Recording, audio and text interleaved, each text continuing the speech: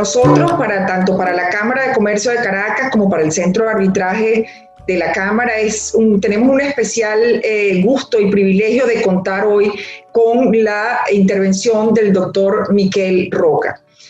Miquel Roca nos va a hablar sobre un instrumento de negocios internacionales que es el más utilizado por los comerciantes del mundo, como son los Incoterms 2020.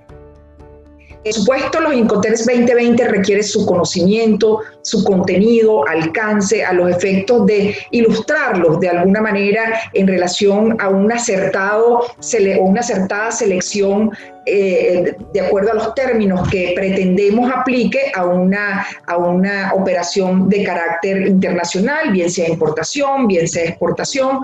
El doctor Miquel Roca tiene una amplia experiencia en procesos arbitrales, lo cual, por supuesto, vamos a atar esta disertación que va a hacer con los Incoterms con el tema y la determinación de algunos conflictos que se presentan con frecuencia en esta área. Por supuesto, probablemente el doctor Roca se va a pasear por las nuevas tecnologías en la elaboración de los Incoterms que se tuvo presente al momento de su elaboración. Estoy absolutamente segura que esta será una interesantísima exposición de interés para árbitros, para abogados, para comerciantes, que difícilmente encontramos hoy comerciantes que no realicen, por supuesto, operaciones de carácter internacional. Me permito presentar al doctor Miquel Roca. El doctor Miquel Roca es español, abogado titulado tanto en España como en Inglaterra, posee maestría con distinción en Derecho Marítimo de la Sociedad de Derecho de Barcelona y en Derecho Marítimo de la Universidad de Cardiff, doctorado en Derecho Marítimo con distinción cum laude y honores internacionales en la Universidad de Barcelona, con etapa de investigación en St. Thomas University de Houston, Texas. Ha sido miembro de la Asociación Española de Derecho Marítimo durante 7 años y actualmente es miembro activo del Instituto Iberoamericano de Derecho Marítimo. Es profesor titular de la Universidad Anglia Ruskin de Cambridge, donde imparte clases de Derecho Constitucional, Administrativo y de Derecho Fiduciario. También es profesor de Derecho Marítimo en ALBA Business School del American Business College de Grecia en Atenas. Tras trabajar para la oficina jurídica de la Autoridad Portuaria de Barcelona, el doctor Miquel Roca se incorpora a la naviera de contenedores P&O Netloy, donde se desempeñó como Account Manager. Luego fue contratado por las Naciones Unidas en Viena dentro del Grupo de Transporte de la Comisión de las Naciones Unidas sobre Derecho Mercantil Internacional, donde participó en la redacción de las reglas de Rotterdam e impartió clases de Derecho Marítimo en la Universidad Webster de Viena. Miquel Roca fue nombrado plenipotenciario de la Corona Española ante Naciones Unidas y en representación del Reino de España formó parte de la delegación oficial que firmó el reglamento de Rotterdam. Posteriormente regresó a la práctica privada en Hamburgo y seguidamente en Barcelona. Luego se trasladó a Londres, en donde ha desarrollado una intensa actividad profesional asesorando y representando armadores, astilleros, transitarios, operadores logísticos, asociaciones de P&I y compañías de seguros en todo el mundo. Asimismo, cuenta con una experiencia tanto en litigio en tribunales como en procedimientos de arbitraje. Miquel Roca es autor de los libros London Maritime Arbitration y Derecho Marítimo del Vaticano. Y, por supuesto, es invitado permanente en foros internacionales en su especialidad. Doctor Miquel Roca, un gusto y un privilegio que nos acompañe el día de hoy. Mil gracias y cuando quiera, tiene la palabra. Muy bien, muchas gracias a ustedes. Qué viejo es uno ya, cuántas cosas ha hecho uno ya a esta edad, ¿eh? ¿Cómo pasa el tiempo, Dios mío? Bueno, pues nada, muchas gracias por esta tan amabilísima presentación y darles las gracias en primer lugar a la Cámara de Comercio por la invitación, al doctor Bolinaga y a usted, Diana, y al resto del equipo de la Cámara por contar conmigo. Para mí de verdad que es un gusto colaborar con ustedes y acercarme un poquito a Venezuela, país que que creo que todos en España llevamos a nuestro corazón. Así que un gusto. Bueno, sin más empezamos, porque bueno, pues hemos venido a hablar de Incoterms y arbitraje, pues eso es lo que les pretendo presentar en la tarde mía de hoy. Como pueden ver por el papel de la pared de aquí detrás, estoy en Londres, a pesar de ser español, les hablo desde mi oficina de Londres. Este papel solo puede existir aquí en Londres, florecitas y coloritos y demás. Esto es gusto británico, así que desde Londres, desde esta tarde londinense, pues empiezo con la charla sobre Incoterms. Vamos a ver, en primer lugar, obviamente lo que les debo decir es que, claro, ustedes tienen delante a un abogado hablándoles, ¿no? Entonces, yo les tengo que hacer un pequeño disclaimer y decirles, oiga, pues esta presentación obviamente está hecha a título, digamos, explicativo, resumiendo de forma muy drástica algunos conceptos que a veces pueden ser complicados, pero vamos, ni se les ocurra tomar ningún tipo de acción sin antes pues, consultar o conmigo o con, por supuesto, su abogado de confianza para aclararles cualquier duda. En cualquier caso, al final también podemos expandir un poco cualquier duda o cuestión que les pueda surgir. Bueno, vamos a ver. Yo he intentado ligar esta presentación que les voy a hacer con la que hizo también el doctor Bolinaga, antes que yo, en la cual tuve el gusto de ver y había algunas preguntas y demás. Entonces he intentado recoger un poco el guante y poder complementar un poquito las dos, ¿no? Claro, a ver, la presentación, como ven, está en inglés, porque, bueno, pues he pensado, ya que esto es un tema internacional, que ustedes tengan los términos técnicos en inglés y yo, como voy a hacer la explicación por encima en español, pues no tenemos ningún problema y podemos combinar las dos posiciones. Lamentablemente el inglés es el idioma de los negocios internacionales, ¿verdad?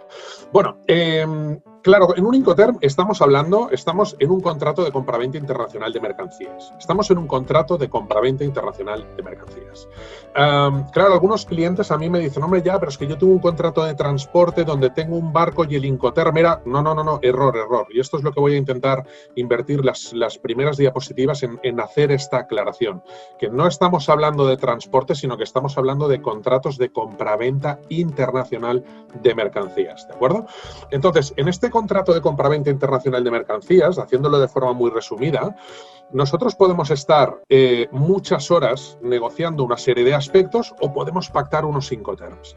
Claro, los Incoterms vienen de la Cámara de Comercio Internacional, que tiene un nombre muy rimbombante, pero bueno, es como si ustedes y yo nos reunimos y montamos una asociación, es decir, es una asociación privada, donde hay una gente muy lista, eso sí que es verdad, que se dio cuenta que en los contratos de compraventa internacional lo que ocurría es que la gente perdía muchísimo tiempo en las mismas cosas. Oye, ¿quién me va a empaquetar la mercancía? Oye, ¿quién paga los impuestos de exportación?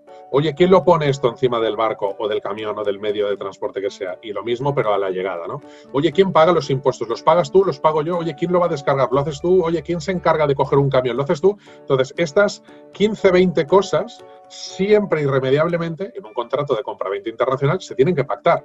Entonces, lo que hizo la Cámara de Comercio Internacional es decir, oye, mira, en lugar de que los comerciantes pierdan semanas negociando sobre siempre lo mismo, vamos a inventarnos una cosita que es esto, que son los Incoterms, y aquí se lo pongo para que puedan verlo pues quizás de forma más clara, ¿verdad? Si ustedes ven, como les decía, pues la carga de la recogida en origen, en la fábrica, el primer transporte, que seguramente sería un camión, quién lo pone en el puerto, quién lo carga a bordo del buque, quién hace el transporte, pues en este caso marítimo, ¿no? Y luego a la llegada lo mismo, quién lo descarga, quién lo va a recoger, quién lo pone en el almacén y quién lo lleva al almacén de destino. Entonces, si se fijan en una operación de compraventa internacional, ustedes pueden o perder pues días, si no semanas de negociación haciendo esto, o pueden escoger esta lista de acrónimos, de Incoterms, donde ustedes simplemente escogiendo estas 3 letras, ustedes ya tienen muy claro en un segundo quién hace qué. Por ejemplo, si yo estoy vendiendo Xworks, que esto es muy importante, intentaré incidir después otra vez, los Incoterms son términos de venta, no son términos de compra. Yo vendo Xworks, yo no compro Xworks, yo vendo, a mí me venden Xworks. Esto es muy importante. Son términos de venta, no de compra. Pues si yo estoy vendiendo Xworks, significa que en naranja vemos el vendedor, ¿vale? El vendedor tiene la responsabilidad de empaquetarlo y ponerlo a disposición en su almacén y a partir de aquí todo es responsabilidad del comprador. responsabilidad, es decir, a nivel de por cuenta y riesgo. Es decir, usted me lo viene a buscar a mí, a mi almacén, y como si usted lo tira al mar. Como si usted lo tira al río, como si usted le prende fuego a la que sale de mi almacén. Usted luego ya no me puede venir a mí a reclamarme absolutamente nada. ¿Me explico? Y como van viendo ustedes, lo que hace la Cámara de Comercio Internacional de forma, pues bueno, muy avispada, es ir pues combinando. Oiga, les damos todas las opciones. Vamos pasando desde que todo es cosa del comprador, aquí un poquito menos, un poquito menos, un poquito menos, un poquito menos, y hasta que casi es nada, ¿no? Y por lo tanto tenemos el extremo del ex-works pasando por todos los puntos intermedios hasta llegar al DDP, ¿vale? Y estos son los Incoterms. Es decir, nada más que esto. Son unas clausulitas, unos acrónimos que a ustedes les van a indicar quién tiene que pagar por qué y quién es responsable de qué, pero solo de esto, ¿eh? Luego también, como les comentó el doctor Bolinaga, que yo también les voy a hacer una incidencia, les voy a decir de qué no se ocupan. Solo se ocupan de lo que ustedes ven aquí, nada más, ¿eh? Bueno, entonces, muy importante. Voy a hacer unas diapositivas ahora, simplemente haciendo esta distinción que es muy importante, porque en un contrato de compraventa internacional normalmente tenemos dos contratos, a veces tenemos tres si tenemos una carta de crédito, pero no tengo tiempo para hablar sobre cartas de crédito, sobre créditos documentarios. Vamos a hacer, por lo tanto, solo los dos contratos más importantes, que es, tenemos un contrato de compraventa internacional, que es el que vemos aquí, es decir, un exportador, un vendedor, entra en un contrato de compraventa internacional con un importador, con un comprador, ¿vale?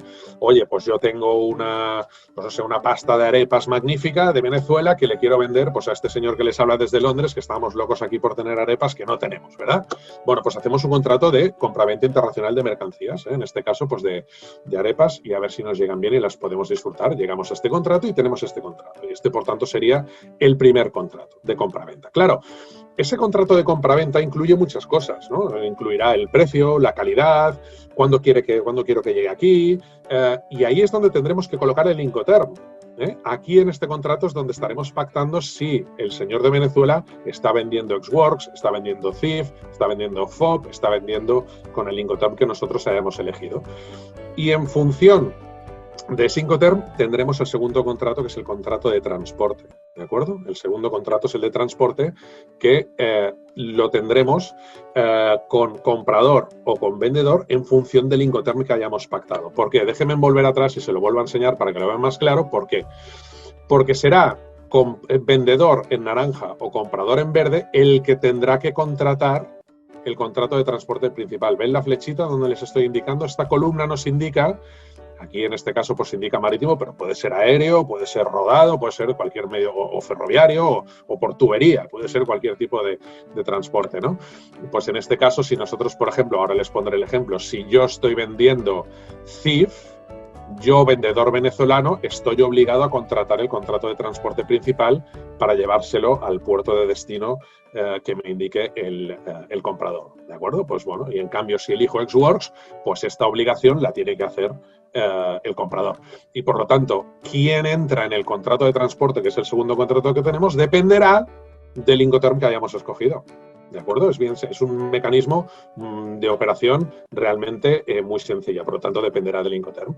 Se lo planteo de otra manera, si se fijan aquí, pues tenemos el contrato de compraventa internacional de mercancías, lo tenemos aquí arriba, y será el vendedor el que lo tenga con el freight forwarder, con el operador logístico, con el porteador, con el naviero, con quien nosotros queramos, por ejemplo en un CIF, ¿vale? Si este señor está vendiendo CIF, como les decía, pues aquí estará el contrato de transporte. En cambio, si, por ejemplo, yo estoy vendiendo FOB, el contrato de transporte lo tendré yo desde Londres. Yo me tendré que encargar que alguien vaya, por ejemplo, a Puerto Cabello a recoger esta mercancía y que me la traiga aquí a Londres, ¿eh?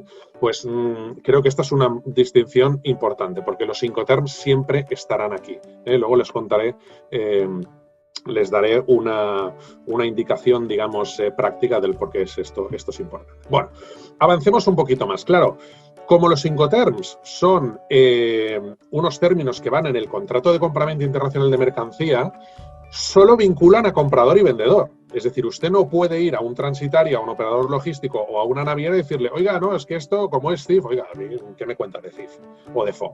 O sea, esto no tiene nada que ver conmigo. ¿Y esto por qué lo digo? Porque es muy importante, si nosotros somos comerciantes, que entiendo que es el perfil que tenemos hoy aquí, tenemos que entender muy bien qué estamos contratando y cuál es el alcance que tienen los Incoterms. Es decir, usted un Incoterm solo se lo podrá imponer a la otra parte en el contrato de compraventa. Pero si el barco se hunde, el avión, Dios no lo quiera, se estrella, el tren, Dios no lo quiera, pues descarrila. No podremos hacer nada contra esa empresa en relación al Incoterm. Oiga, es que claro, con esto pues no me pagan. Bueno, pues esto es una cuestión de contrato de compraventa, por lo tanto no de transporte. Y como les digo, por lo tanto no vinculan ni a compañías de seguros, ni a los bancos, ni a los armadores, ni a los porteadores y nada de este estilo. Siempre, hombre, siempre no, a menos que hayamos incorporado algo. Algo de lo que nosotros queramos de nuestro contrato de compraventa, lo llevemos a nuestro contrato de transporte. Pero si no es así, cuidado, señores comerciantes, porque lo que ustedes hayan pactado en su contrato de compraventa internacional de mercancías se queda en el contrato de compraventa internacional de mercancías. Y esto, por lo tanto, es muy importante. Este es un punto que el doctor Bolinaga también hizo una incidencia importante, que es que los Incoterms no son la ley. Es decir, no estamos delante de Moisés, que ha recibido una instrucción divina y está ahí labrando en mármol lo que le han dicho y esto es sacrosanto y no se puede tocar. No son leyes los Incoterms. Los Incoterms no las hace ningún Estado. No es una convención internacional. Como les decía antes, los Incoterms son unos términos, unas reglas, unas cosas que hace una gente muy lista que se sienta en París, que se han puesto un nombre muy rimbombante, que es la Cámara de Comercio Internacional. Bueno, pues muy bien, pero no son la ley. ¿Y esto qué implicación tiene? Pues esto tiene una implicación muy importante. Que usted, a pesar de que usted haya pactado Ex-Works, o que usted haya pactado CIF, o usted haya pactado FOB, se pueden modificar los Incoterms. Insisto, no son tablas de mármol esculpidas por Moisés, se pueden modificar. ¿Y por qué esto es importante? Bueno, pues por ejemplo, usted vende Ex-Works. En el Ex-Works, como han visto, pues yo como vendedor solo tengo la obligación de empaquetar la mercancía y ponerla en mi almacén para que me la vengan a recoger. Ah, pero aquí llama este español afincado en Londres y les dice, oye, es que yo no conozco a ningún camionero que me dé un servicio. ¿No te importa cargármelo encima del camión? Hombre, claro, no lo sé, sí, bueno, supongo que sí, no me importa. Si no te importa, hazme el favor. Y ustedes, como son venezolanos y son buena gente, pues ustedes me lo cargan en el camión.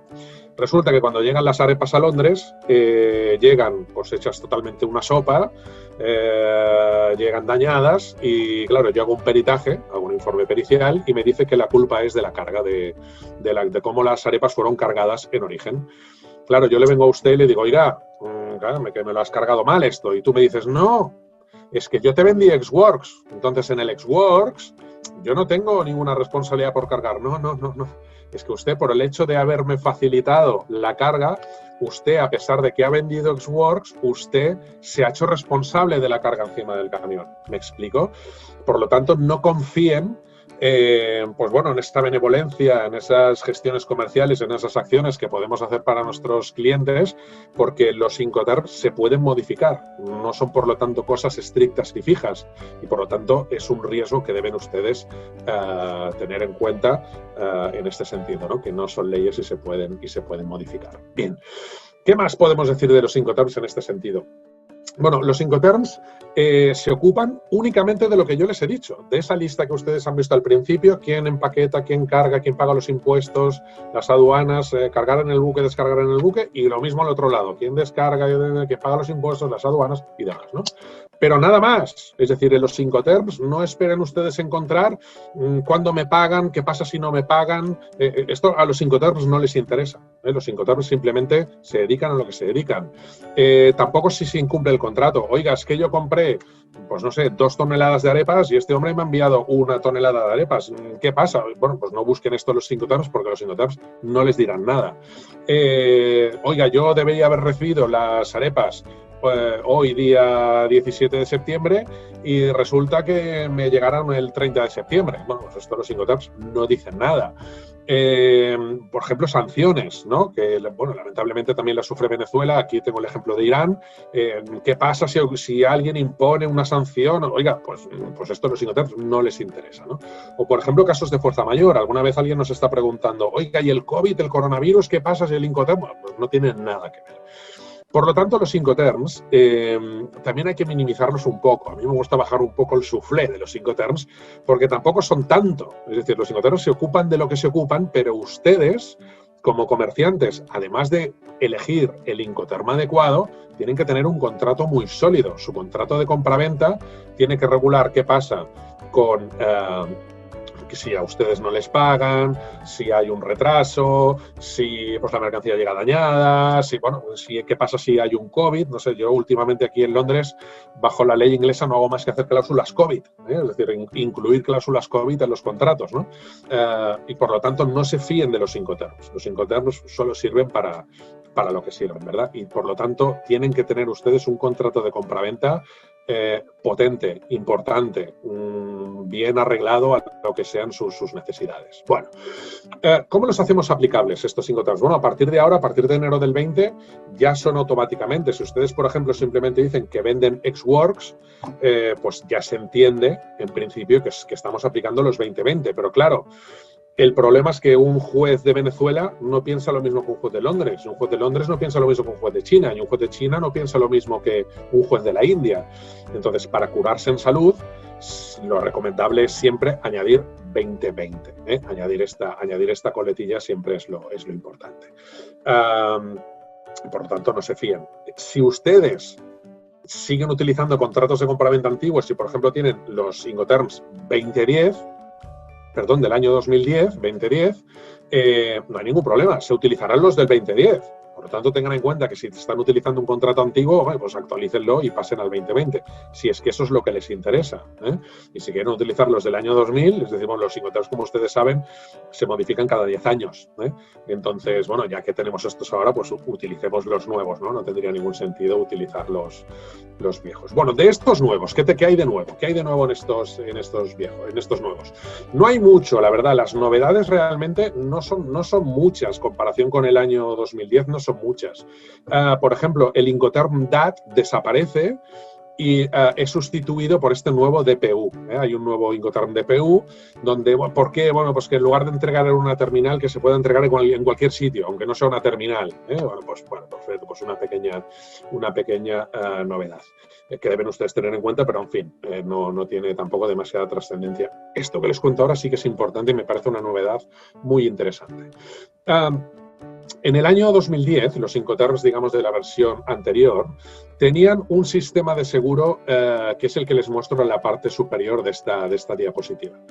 Cuando nosotros vendíamos CIF o CIP, el vendedor tenía la obligación de asegurar la mercancía, ¿de acuerdo? A favor, evidentemente, del comprador. Es decir, es una de las obligaciones. Oye, ¿y esto quién lo va a asegurar? Bueno, pues cuando yo vendo CIF y CIP, ya sé que yo como vendedor estoy obligado a asegurar pues mis arepas, ¿verdad? Y siempre lo hacía por el 110% del valor y bajo las cláusulas ICC-C. ¿Esto por qué era así? Porque esto lo dicen los Incoterms. Usted tiene que asegurar de esta manera. Bueno, perfecto, pues aseguro de esta manera.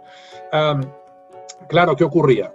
Que cuando algo salía mal, las cláusulas C, no sé si ustedes las conocen, las cláusulas ICC-C, esto es una coincidencia desafortunada, pero en este caso ICC no significa International Chamber of Commerce, significa Institute Cargo Clauses. Como ustedes saben, la capital mundial del seguro marítimo está aquí en Londres y estos son unas cláusulas que también pues, un grupo de gente muy lista ha hecho aquí en Londres respecto al seguro. Entonces, las cláusulas aseguraticias de nivel C es lo que en lenguaje llano llamamos a terceros. Esto te cubre lo mínimo. ¿Qué ocurría? Que cuando algo salía mal y la mercancía llegaba dañada y el vendedor reclamaba el seguro le decía, usted esto no lo tiene asegurado. El vendedor se iba al comprador y le decía, oiga, que usted estaba obligado a asegurarme esto. Sí, ya se lo he asegurado, pero tal como me obligan los Incoterms, me obligan solo a hacerlo en cláusulas C. es decir, a terceros, ¿no? Es decir, te aseguro casi nada, te aseguro muy poquito. Entonces, hombre, pues claro, si yo lo hubiera sabido, pues ya lo hubiera asegurado yo mejor, ¿cómo es posible esto? Bueno, y entonces la Cámara de Comercio Internacional se dio cuenta de esto y ha hecho esta interesantísima modificación, de tal modo que hoy, en 2020, hay una distinción. Cuando antes CIF y CIP tenían el mismo seguro, ahora CIP y CIF tienen un seguro distinto. Cuando uno está vendiendo CIF, se queda tal como estamos ahora, pero si uno vende CIP, está obligado a hacerlo en condiciones A, no ya en condiciones C, sino en condiciones A. De tal forma que ustedes, cuando compren algo al exterior o cuando a ustedes les compren algo desde el exterior, ustedes pues ya tienen la posibilidad de hacer esta doble posibilidad de cobertura de seguro, lo cual, pues bueno, yo creo que es una novedad pues realmente interesante, ¿eh? Otra cosa también novedosa, y esta quizás un tanto más confusa, es el FCA. El FCA es lo que yo les decía antes del Xworks, ¿no? Cuando yo hago un Xworks y cargo, estoy yendo un paso más allá en un Incoterm. Estoy yendo de Xworks a FCA, que es el siguiente Incoterm que sigue al Xworks en esa tablita que les he enseñado antes, que pasábamos de vendedor a casi más comprador, ¿no? Bueno, entonces, bueno, se nos dice que este es el Incoterm que tenemos que hacer cuando estamos haciendo cargas. Bien, aquí hay una posibilidad, como pueden ver, que es que se permite que la naviera, el comprador le pueda pedir a la naviera que emita un conocimiento de embarque al vendedor, una vez los bienes ya estén a bordo del buque, ¿no? Claro, esta es una novedad, porque claro, si ustedes lo piensan bien, cuando yo vendo Xworks, a mí en realidad que lo metas en un barco o que le prendas fuego a la mercancía, en realidad me da igual, yo ya he cumplido mis obligaciones allí, ¿no? Sí, pero ¿sabes qué pasa? Que a veces yo cobro a través de un crédito documentario. Y yo, para cobrar a través de un crédito documentario, entre otros documentos, normalmente, aunque no es obligatorio, contrariamente a lo que se cree, normalmente se pide un conocimiento de embarque. Entonces, claro, se puede añadir esa posibilidad, yo creo bastante bien entendida, que se pueda emitir un conocimiento de embarque a favor del vendedor Xworks, a pesar de que este vendedor Xworks no sea el shipper, porque yo no soy el cargador, y esto es un error que se comete muchas veces. ¿Quién es el cargador? Y le dice, no, el cargador es aquel fabricante que el señor que me lo ha vendido. Oiga, yo no soy el cargador, yo soy el vendedor, pero usted a mí no me puede poner de shipper en un conocimiento de embarque, no sé si me siguen, ¿no? Pero a veces, cuando hay créditos documentarios, esto es necesario, y entonces pues permite también esta posibilidad, y luego ya hay una serie de novedades que ya son totalmente menores, pero bueno, yo se las menciono aquí por si luego quieren ustedes hacer uso de esta presentación y revisarla con más calma. Se permite, pues, por ejemplo, utilizar que el vendedor o el comprador puedan utilizar sus propios medios de transporte. Es que antes estaba prohibido. No estaba prohibido, pero bueno, ahora se regula, ahora se dice, oiga, para evitar dudas, que quede claro que sí que se pueden hacer, ¿no? Y luego pues hay una serie de medidas de seguridad, lo que son los screenings y demás, pues que se explican un poquito mejor, porque si algo hay en estos Incoterms, no sé si ustedes tienen el librito, es que son muy pesados, es decir, es que hacen una serie de explicaciones y de información, que a veces yo le llamo estos Incoterms son los Incoterms for dummies, ¿no? Porque realmente las explicaciones que dan son hasta el infinito, ¿no? Y dices, bueno, que ya lo entiendo, que no soy tan cortito, ¿no? Bueno, pues también a nivel de medidas de seguridad, pues se hacen más explicaciones, ¿no? Bien. Y aquí pues también es lo que digo, más explicaciones, sobre todo la Cámara de Comercio hace mucho inciso en el Xworks, o sea, que si usted va a cargar este ejemplo que yo se lo ponía, que por eso se lo he puesto, incide mucho, ¿no? Y al revés igual, en el caso del DDP, pues sería algo pues muy similar, pero en el otro lado, ya en el lado del comprador. Vale. Claro, una cuestión importante para los Incoterms es el paso del riesgo, obviamente. Es decir, yo, ¿a partir de qué momento tengo que dejar de cruzar los dedos o ponerle una velita a nuestra Virgen y por favor que llegue bien, ¿no? ¿En qué momento ya puedo descansar y estar tranquilo? Bueno, pues en todos los Incoterms se establecen una serie de puntos muy definidos donde ya se produce el paso del riesgo. En primer lugar, en el Xworks es el más facilito, es la forma más sencilla de vender. Entonces, a la que salen de mi almacén, yo ahí ya me quedo tranquilo y insisto, como decía antes, como si el buque se hunde, bueno, lo lamentaré mucho, pero a mí no me puede ya reclamar nadie porque yo he cumplido ya mi obligación como vendedor. Y en los Incoterms más utilizados, que son los CFR, los CIF y los FOB, es cuando están a bordo del buque. Había alguna confusión que se decía, no, cuando pase el raíl del buque, justo cuando la grúa lo está levantando y ya pasa, si la eslinga del barco se rompe aquí, responde uno, y si se rompe aquí, ya responde el otro. Bueno, esto yo creo que era un poco un mito, porque esto no siempre, en realidad nunca fue cierto. Y estos Incoterms 2020 ya lo dicen bien claro, no, déjate de raíles, de pasar, o de, pues si no están los estibadores soplando, empujando para que vaya al lado del otro, ¿no? Ahora ya está muy claro, es cuando están a bordo, es decir, a la que estamos tocando ya el suelo del buque, la bodega, en ese momento ya es cuando se produce el paso, ¿de acuerdo? Y por ejemplo es muy importante en el FCA, como pueden ver, en el CPT o el CIP, que ya no son quizás tan comunes, cuando se ponen a disposición del porteador. Y como ustedes ven, bueno, pues claro, ¿el porteador quién es? Pues lógico, ¿no? Es decir, el porteador es el dueño del buque y al final, pues el que transporta, ¿no? El buque o el avión o el tren o el medio que nosotros estemos utilizando.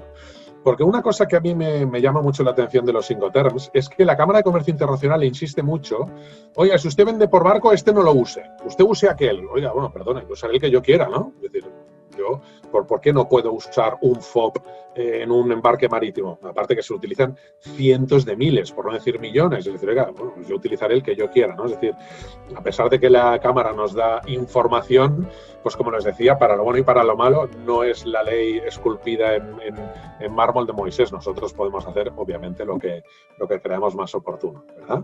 Bueno, y aquí les pongo pues un ejemplo para resumir un poco práctico todo lo que yo les estoy diciendo ahora. Cuando tenemos un vendedor, ¿vale? Que ha comprado contrata con un transitario y ha vendido en CIF, ¿eh? Entonces, el comprador, imaginémonos que es una situación que se da mucho, el comprador dice, no, yo estos gastos en destino pues no los pago. Claro, nosotros como vendedor no podemos ir al transitario o al porteador, al naviero y decirle, oiga, no, esto es CIF. Entonces, como esto es CIF, tu transitario, tu naviero, tienes que ir a reclamar al comprador. A mí no me puedes reclamar. ¿Me siguen? Este es el claro ejemplo en el que yo les decía que esto no se puede hacer. Esto no se puede hacer.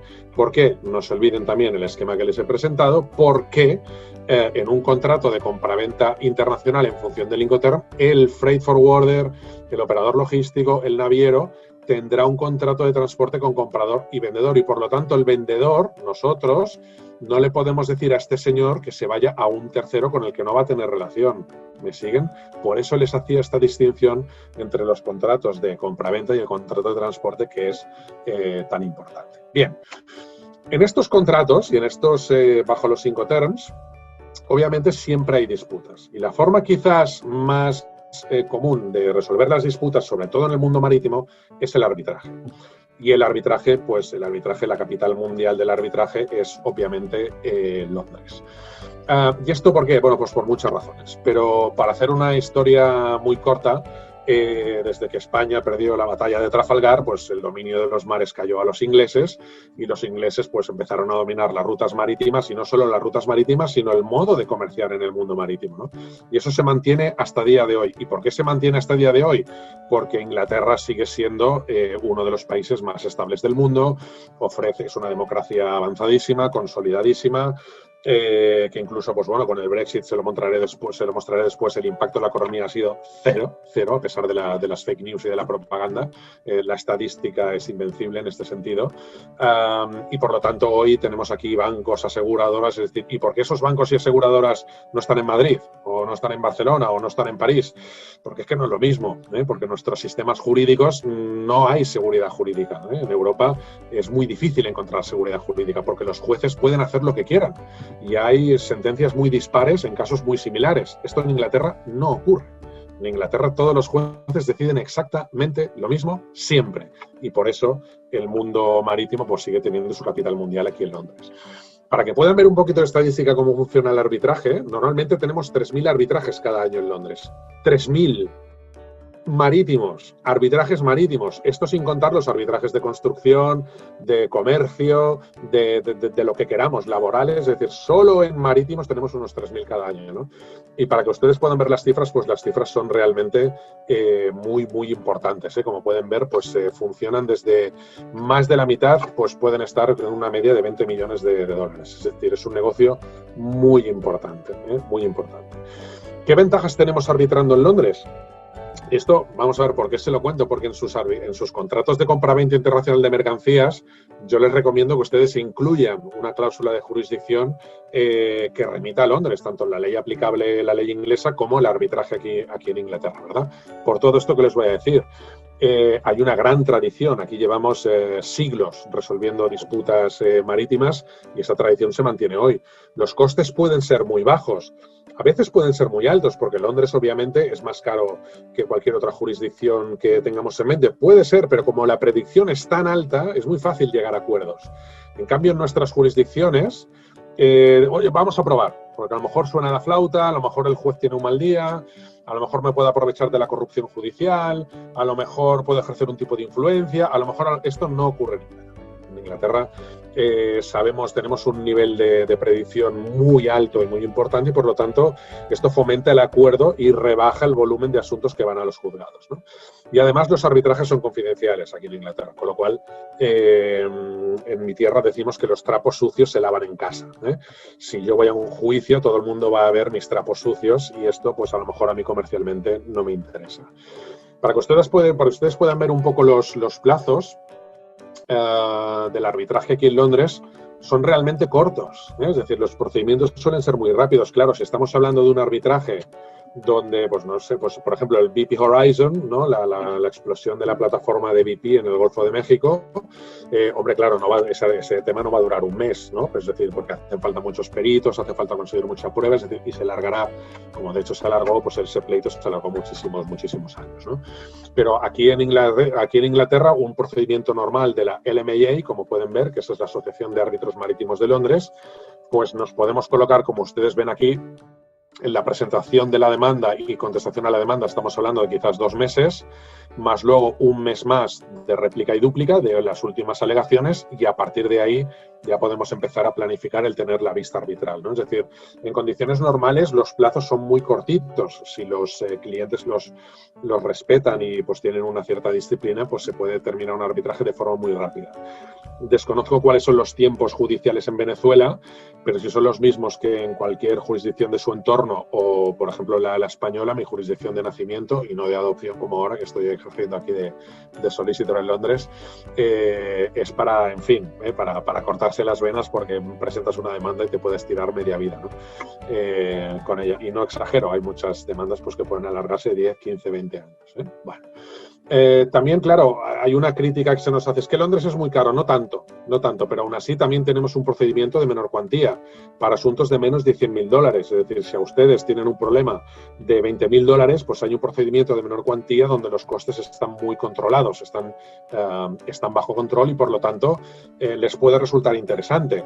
Claro, si usted me dice, no, yo es que mi contrato de compraventa no quiero poner esto porque para ir a Londres y gastarme tanto dinero, no es tanto dinero, de verdad, porque por ejemplo, pues aquí en un procedimiento de menor cuantía las costas tanto del tribunal como de los abogados están limitadas, ¿eh? El árbitro creo que son 1.500 libras, si no estoy equivocado, y los de abogado creo que son a 3.000 o 4.000 libras, una cosa así, es decir, no es realmente tanto. Además que si ustedes ganan, pues lo pagará la parte contraria, ¿no? Es decir, pues bueno, es una fórmula más para que se animen ustedes a utilizar esta ventaja, ¿no? Esta es una cuestión muy interesante porque muchas veces los asuntos, las disputas que ustedes tengan en sus contratos que surjan pues, a raíz de algún problema de un Incoterm o de un contrato de compraventa internacional de mercancía, que al final es lo que nos trae aquí, muchas veces se arreglan a la que uno demanda, ¿no? A la que uno empieza acción. Te voy a demandar, no te vas a atrever, que sí, que te voy a demandar, que no te vas a... Y cuando presentan la demanda dicen, ostras, ahora tengo que contratar abogados, voy a estar aquí 5 años peleándome con esto, no me interesa, quiero pactar. Bueno, pero eso es un ejercicio muy caro, porque usted tiene que contratar a un abogado, el abogado tiene que redactar una demanda, tenemos que recopilar toda la documentación, se lleva un tiempo, bueno, pues esto vale un dinero, ¿no? En Inglaterra esto se hace en cuestión de horas y por un coste de unas 300 libras. ¿Por qué? Porque para iniciar el arbitraje no tengo que demandar, simplemente tengo que nombrar al árbitro y decirle al otro que ha empezado el arbitraje. Esto es una ventaja fenomenal, porque cuando uno empieza un arbitraje, como digo, normalmente los ánimos se calman, la gente se da cuenta de a lo que se va a enfrentar y esto fomenta de nuevo el settlement, ¿no? Fomenta de nuevo pues, el arreglo amistoso de las disputas. Por lo tanto, es otra ventaja que tenemos aquí en Londres. Aquí, bueno, pues se lo pongo por si ustedes, insisto, quieren investigar, pero si no son abogados, pues no les va a interesar para nada lo que les estoy contando aquí, el artículo, la sección del Arbitration Act. Bueno, pues yo les doy la información por si ustedes quieren investigar un poquito más, ¿eh? Bien. Vale, Miquel, tú me estás diciendo que me puedo ir a arbitrar a hacer un arbitraje en Londres, pero claro, pues yo estoy en Venezuela. O sea, bueno, y a lo mejor mi contrario pues es un señor del Canadá. Entonces, yo tengo una sentencia, no le llamamos sentencia en arbitraje, le llamamos laudo, un laudo arbitral. Claro, ¿yo qué hago con un laudo arbitral que tengo emitido en Londres? ¿Eso tiene validez en Venezuela? ¿Ah, sí? ¿Un juez venezolano va a coger un papelucho emitido por un inglés y lo va a...? Pues tengo que decirles que sí, ¿eh? Y ahora les comentaré el porqué. La ventaja de los laudos aquí en Inglaterra es que la apelación está muy restringida, es decir, es muy difícil apelar. ¿Y eso es bueno o malo? Yo creo que es muy bueno, porque nosotros en los países de nuestra tradición, de tradición latina, napoleónica y demás, tenemos la mala costumbre de apelar. Es decir, yo tengo un asunto, pero luego puedo apelar y luego otra vez, y luego otra vez, y luego otra vez, y luego otra vez. En Europa creo que tenemos como 6 apelaciones, ¿eh? Yo puedo ir a primera instancia, al Tribunal de Apelación, al Tribunal Supremo, al Tribunal Constitucional, al Tribunal Europeo, al Tribunal de Derechos Humanos, bla, bla, y al final pues los clientes se nos ponen por el camino. Oiga, esto no tiene que funcionar así. Los negocios necesitamos que sean un poquito más ágiles y más rápidos. Entonces, aquí en Inglaterra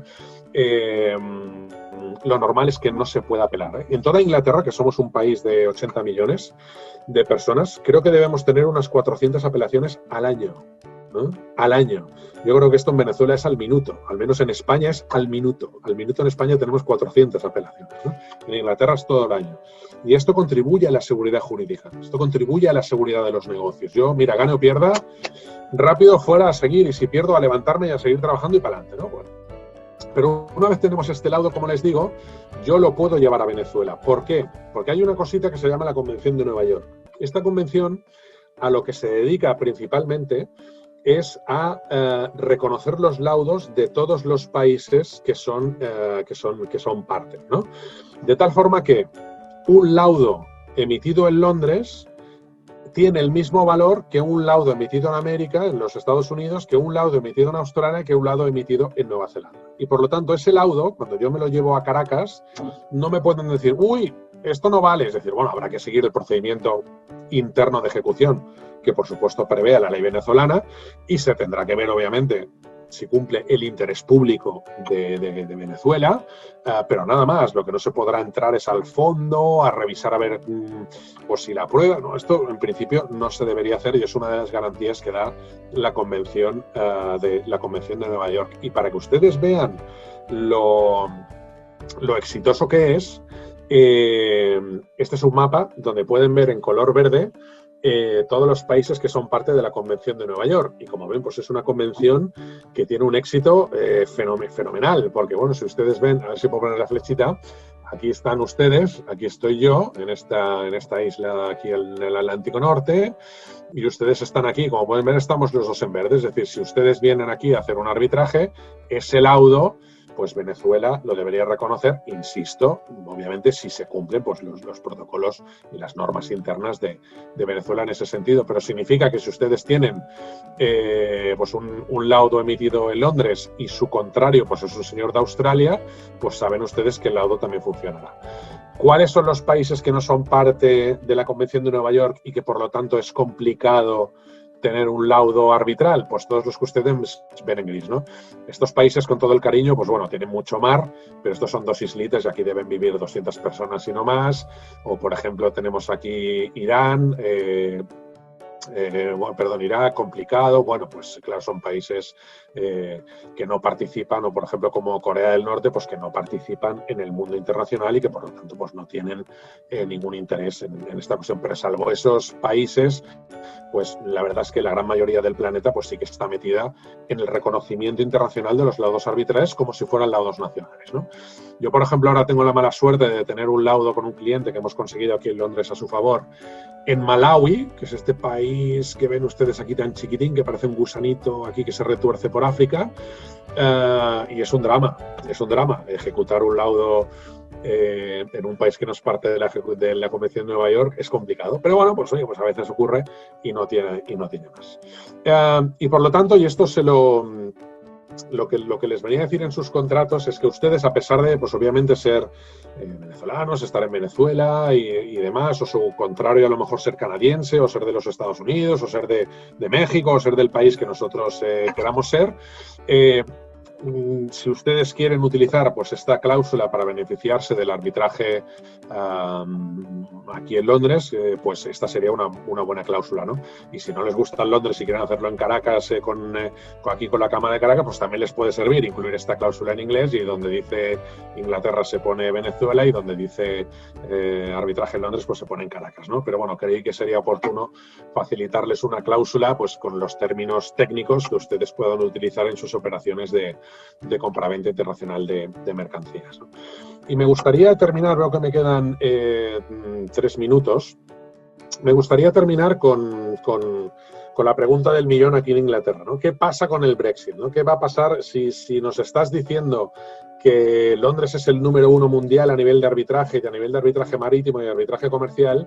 ¿Qué va a pasar con el Brexit? Bueno, pues ya se lo digo yo, con el Brexit no va a pasar nada, porque ya llevamos han pasado 4 años, aunque no se lo crean, desde que se hizo el referéndum del Brexit, y en esos 4 años aquí seguimos, no ha pasado nada. Es decir, Londres sigue siendo líder mundial en seguros, en industria marítima, en P&Is, en sociedades de clasificación, en absolutamente, y por supuesto en arbitraje y en la resolución de disputas marítimas a través del arbitraje.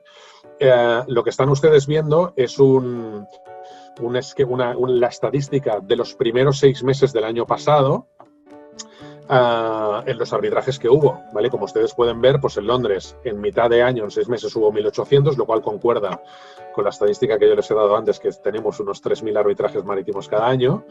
Y como ustedes pueden ver, pues el resto de sedes que se supone que son muy importantes, pues la verdad es que no pintan nada a nivel internacional. Singapur un poquito, debe tener 100 arbitrajes cada año, Hong Kong apenas 20, Dubái nada, y París, a pesar de la gran fama internacional que tiene, absolutamente nada. Por lo tanto, Brexit o no Brexit, lo cierto es que a nivel de comercio internacional, de Incoterms y de resolución de disputas, Londres es líder mundial, y Londres, por muchos años que esperemos vayan a venir y que podamos ver todos con nuestros ojos, si Dios quiere, pues va a seguir siendo el líder mundial absoluto en esta materia. Y cuando me faltan 30 segundos por terminar, yo soy español de nacimiento, pero ya como ven casi más inglés que otra cosa organizando el tiempo, pues termino mi presentación. Mil gracias, doctor Miquel Roca. Gracias a ustedes, de verdad que ha sido un placer compartir este rato con ustedes, y un gusto de verdad, y les mando un abrazo virtual muy fuerte a todos nuestros hermanos venezolanos. Cuídense mucho. Muchísimas gracias. A todos ustedes, gracias por acompañarnos. Nuestras redes sociales, @Cámara de Caracas, en donde estamos presentes, Twitter, Instagram, YouTube. Sugerencias, comentarios, aprendizajes de esto, estamos a su total disposición en cámaradecaracas@gmail.com. Un gusto haberlos tenido el día de hoy, y nos vemos en las próximas actividades.